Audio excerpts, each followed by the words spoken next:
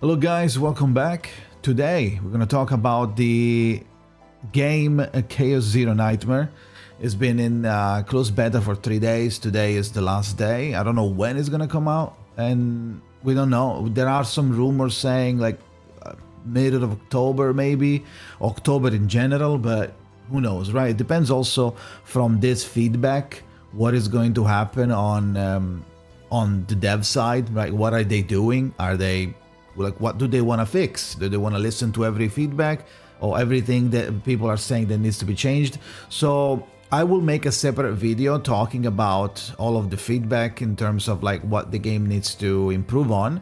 But today we're going to talk about like, well, how is the game? Since you played it, how is the game? I played it for a long time, as much as I could for the past 2 days. And I pretty much tried almost everything, almost every character. I got lucky enough to get a triple, like a double before the guaranteed on the beginner ban, and then I got the guaranteed, and I got Rain, Chiron. No, I believe I got Mei Ling, Chiron, and Luke first. I did a couple of runs. I did the story, a little bit of story. The story caps at chapter 3, and on chapter 3 you get the third planet. It looks like that's the way it works. You do the story, and then at the end of the chapter, let's say, you unlock a planet towards the end, and then to progress to chapter 2 you need to go into a secondary mode, do the battle preparation, which is to the side of the story, and do your battle preparation. At the end there's a promotion with a boss fight. You kill the boss fight, and if you are enough high enough on your account level, you will unlock chapter 2, and that repeats for chapter 3, and I would assume that repeats for chapter 4 and 5, and for now I think that's where the game stops. The beta only has up to 3, but you can tell that there are other planets in the Chaos Zone that are locked.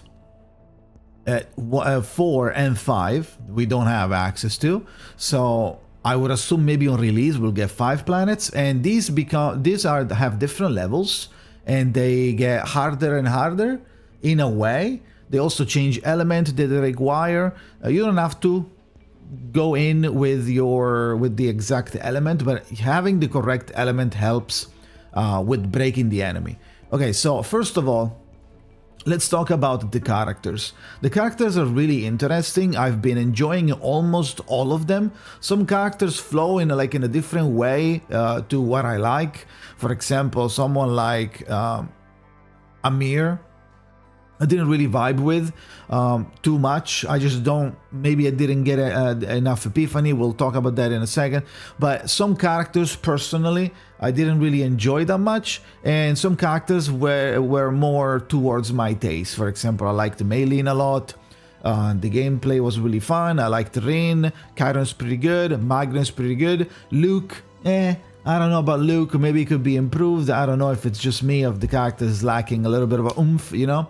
Veronica has a lot of potential, but I got her really late, so I didn't really cook any team with her to make her pop off. I like Selena, the concept of stunning and doing follow-up attacks very often and being more able to stun than the others. Ray was pretty nice. Mika is one of the best healers. Nia is one of the best support/healers. A lot of people sleep on her, but you will see on release. Tressa is basically the broken 4-star, you know. And then we have Owen, which is probably Giga slept on because his cards are really good. And his Epiphany maybe even better. I feel like me included, a lot of people like just discarded Owen because it's the free starting the game character. But yeah, Cassius is really like hit or miss in the sense that both if you like it or not, and both if he's good or not, because on your run, because it's very situational in the sense of you have a lot of cards. If you don't get the right epiphany, you might get lost in the RNG.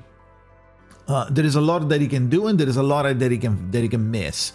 Also, some cards are like kind of useless, like Mana Field. You don't really need healing on him. If you're bringing another character that can also heal, and you're focusing that one more, so you would have to remove the card in the roguelike. There's a lot of like nuances when I'm speaking about characters, because every character joins with 25 total cards, including the Epiphany, but it's basically just 8. It's 9 with the ultimate. But some of these cards, as you can see, they have Epiphany, which is a chance of improvement when you are doing your run. The character will have a light bulb, and the card will be having like a spark. If you click on it, you have a chance to either spawn one of the cards that you don't have, which is one of the uniques. You will start with these 4, and at the bottom, these will be acquired maybe later on in the run by using, like, clicking the Epiphanies. Some of them improve into a different version of themselves, even secret ones that are not displayed here. Some just improve in a different way, and some just improve on their own and they like get better. So having different cards, they change completely. Some change what they do, some change the bonuses, some improve their bonuses, some reduce their usage cost, some change their nature from, let's say, attack to something else, like an upgrade or something. So it's very important to mention it when we're talking about some character being good or bad, because it could be they could have a line down the path where it's actually pretty good and is meh in like most of them, but it's like one line that if you get the right epiphanies with the right items, with the right teammates, they pop off, right? That said, I think personally Luke felt a little bit short, especially. Another thing that we have to count is that we only level 20 to 30. I couldn't really level everybody higher than 30. It's basically locked in the CBT. So these characters, with their potential, which are their talents, they will gradually get more and more mechanics, useful mechanics that unlock the character's kit a little bit more and they flow better. For example, Luke wants to crit a lot. So if you don't crit, you're not getting the bullets. So, you know, it's already losing power over there. And these characters all have some gimmicks. Some characters are ready to go. She needs the dark stance, for example. Some characters are more ready to go. Some characters are like good, but they need some refinement, like Chiron, in the sense that he needs a couple of epiphany to really pop off and make like these cards and the flow a little bit better with the void. Mei Ling is actually pretty good on her own. Maybe you want to remove the shield, depending, so you can call it with the flame dragon. There's a lot of combos that you can do and a lot of like nuances. But it's really fun, and I've been enjoying the character design. Most of them are really interesting to play with, to the point where you're going like, oh, I want to do this now. You're excited to do a new comp. So, and most of them that I played were 4 stars. So, you know, I only have 5 stars, and I only use, realistically, only these 4. I really didn't really use Luke before the first day, and Veronica just got, so I didn't really use much either. So keeping that in mind, the characters have different elements. There's no way I remember the elements because they're not normal elements. They're just like passion, whatever the hell, you know. So I don't remember how they're called. Whatever this is. There you go. Passion, void, instinct, order, and justice. I will call it whatever the color is. It's like light, wind, water, electro, or like dark and fire. Okay. So the characters I found really, really nice, really interesting in the game. They look good. The chibi looks good. The lighting is really good of the 2D place. The design is good. I like the design. Obviously, there's the Japanese voice acting is always top tier. There's nothing to do. Japan equals good. So with that, we're okay. Now we move on into the simulation.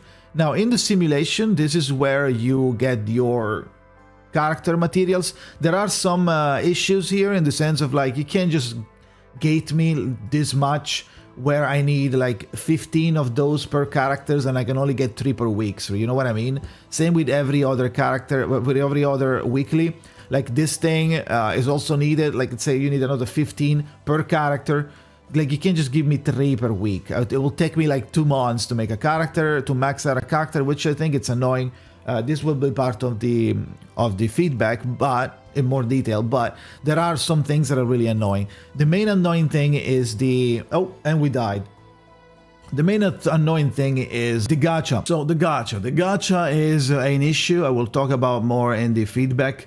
But as you can see, I'm playing a VOD because the game exploded while I was talking and it went offline. So the gacha is the most problematic thing about the game. The gameplay is fun, the characters are cool, the end game is, we don't know.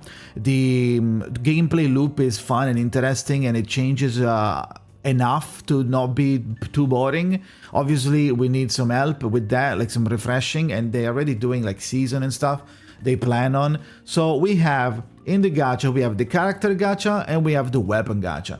The character gacha is 1%, 50-50, PT doesn't carry over, and guaranteed doesn't carry over in case you fail 50-50.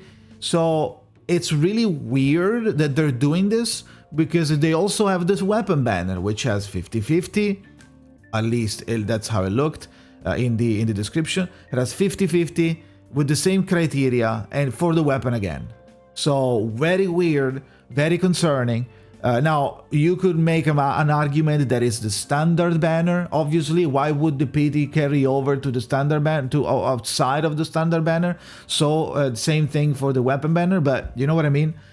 This thing has to change. Something needs to leave. Like, you either make the banner guaranteed and you give us the... If you want to follow the Hoyo one, or want to follow maybe the WUWA one, the WUWA method, you can do 50-50 on the banner, where the standard characters, on the character banner, where you do PT carries over, and if you fail 50-50, the guaranteed carries over 70 PT, and that's okay, right? And then that's not okay, but that's the least of the problems. At least at that point, you need to make the weapon banner guaranteed if you want to do the WUWA one, right?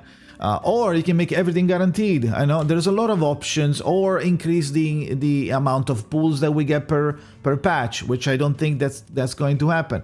That said, the other concerning thing is the dupes.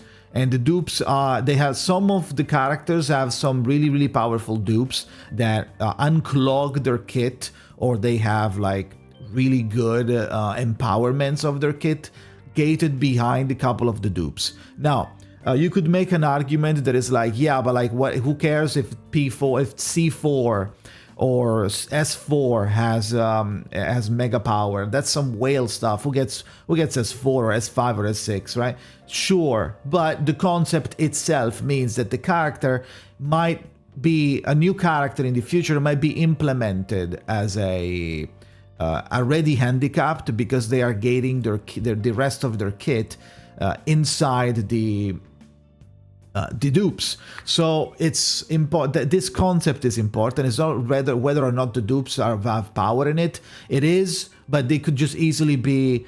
You could easily beat the content without any dupes. In that case, then the dupes don't matter.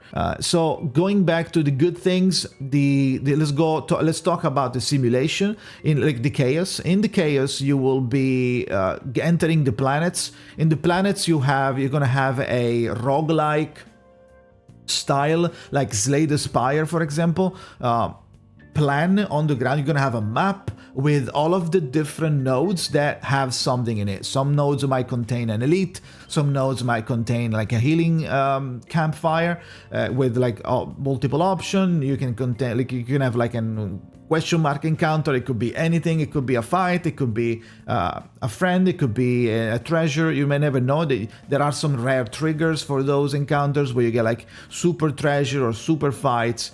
There are some secret enemies that spawn when you least expect it. And it's basically this. It's just a roguelike. So you navigate this. These nodes are connected by certain paths, and by picking A, you might not be able to pick B. And by picking A, you only have access to the branch that A is connected to. So it's very important to check on your map, where do you want to go? Scroll the map, look at all of it. Where do you want to go? Plan your trajectory, and then go.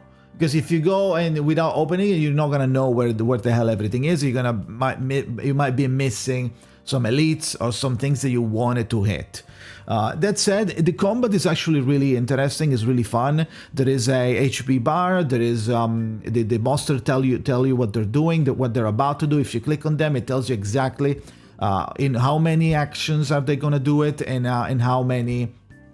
What are they gonna do? What type of debuff they're doing? What type of card management like restriction they're doing? So it's going to be one of those games where you actually know exactly what the boss is going to do to you. So most of the time you're required to at least check what they're doing, especially if it's an elite, because they might have some like game over inducing mechanics. Like if you get the secret, some secret monsters, you need to read what they're doing, or even some bosses of the roguelike, because otherwise you do it wrong, they're going to get out of your power, and you can't kill them anymore, or maybe they kill you first, right?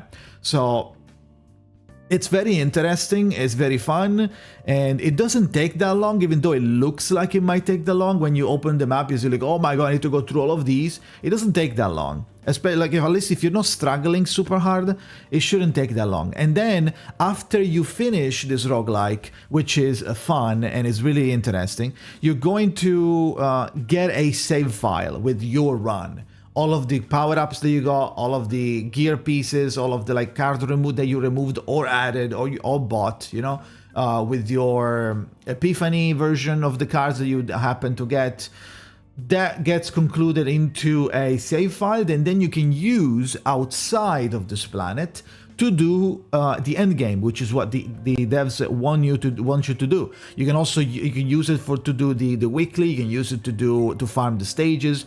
So it's you can have a lot of save files per character. I'm not sure what's the cap. It didn't look like it was like there was a cap, and you can customize all of your saves and you can lock them. You can get some favorites.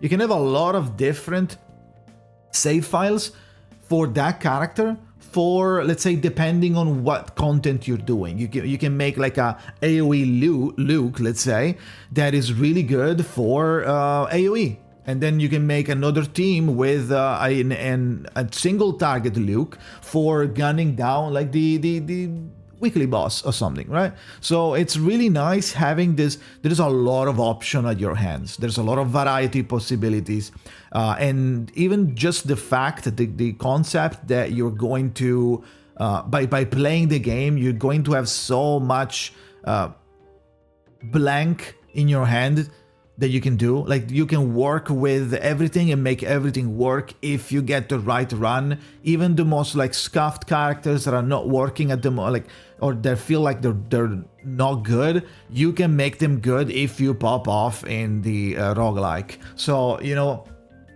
it feels really nice, and it feels like one of those games that after you're done with a run, you want to do it again. And you can play this game as as a main game. You can play this game all day, every day, because going into a roguelike run does not consume stamina. Stamina is only consumed when you are going into the simulation to farm the materials to level up the characters. So you can farm the perfect run on every character for multiple reasons and multiple save files all day, every day. There is no lock. So for all of those of you that are looking for a game that can do that, you don't have to, but that can do that. If I wanted to, I could play all day, and if I wanted to, I could only play like for 20 minutes and go. Then you can do both. So, and they're both fine because it's a single player game. Nobody cares like how long it takes you to build like a certain save files. Who cares, right? So I think that's a pretty good thing. So overall, the game was really enjoyable. It was really well made. It felt good. The only problem was the translation, the dupes, and the gacha, in my opinion. We'll talk about more in the feedback video and what else I would like the game to add, and as quality of life or like really good things that could help the game and the players understand how the game works. So yeah. Very enjoyable. Combat was really nice. Animations are really, really good. Really high quality, well made. The chibi are high quality, well made. The bosses are really cool. They're scary. They're eldritch typed. They're all like cursed and weird and like distorted. They're really good. The story I've skipped because I'm not following the story in the CBT. It might not even be the correct version of the game, so I'm not even bothering. So maybe the story is good, I don't know, but it looks like it was some like brutal story, so maybe it's gonna be good for those who enjoy it. The combat was fun, the roguelike was fun and exciting, the prospect and the variety is really intriguing. Like there's a lot of that I wanted to do, and there's a lot of combos that I wanted to try, but the game closed, so we're gonna have to wait for release. Hopefully that was clear enough of my opinions about the game. Now, first impression, vote, I would say like an 8 out of 10.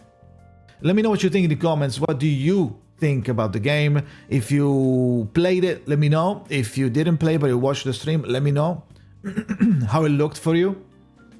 And yeah, that's it. Thank you for watching. See you next time.